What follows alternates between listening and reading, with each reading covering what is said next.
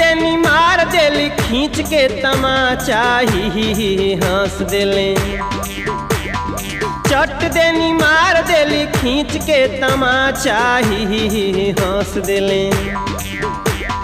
ही हंस देले ही हंस देले रिंकिया के पापा ही हंस देले। रिंकिया के पापा ही हंस देले। रिंकिया के पापा ही हंस देले। रिंकिया के पापा ही हंस देले।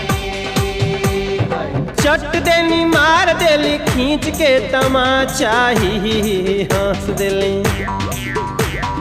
चट देनी मार देली खींच के तमाचा ही हंस देले। ही हंस देल रिंकिया के पापा ही हंस देल। बिकिया के पापा ही हंस देले। रिंकिया के पापा ही हंस देले। रिंकिया के पापा ही हंस देले।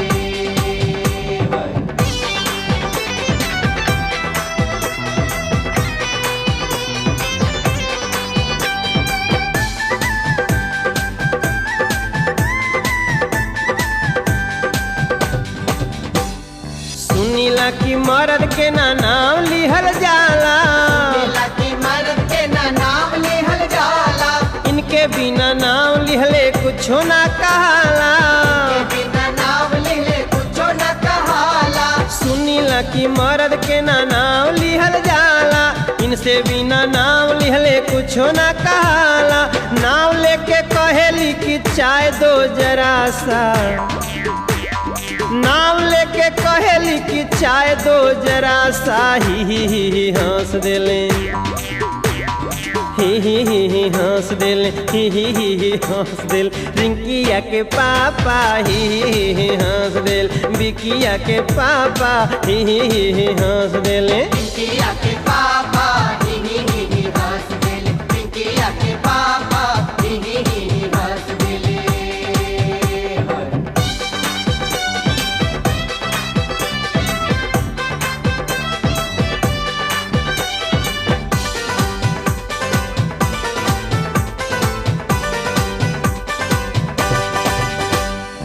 चोख चोख नकिए पर रहे उनका गुस्सा।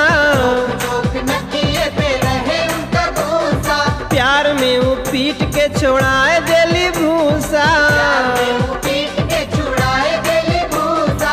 एक दिन चोन्हाए के वो पूछ दिहली प्यार में। जुटल रहे घर सारा ओह दिन वो सार में। डार्लिंग अपनी शादी में तुमने क्यों नहीं नाचा। डार्लिंग अपनी शादी में तुमने क्यों नहीं नाचा ही हंस दिल। ही हंस दिल ही हंस दिल चंदन हवा के पापा ही हंस दिल चंदन हवा के पापा ही आ चंदन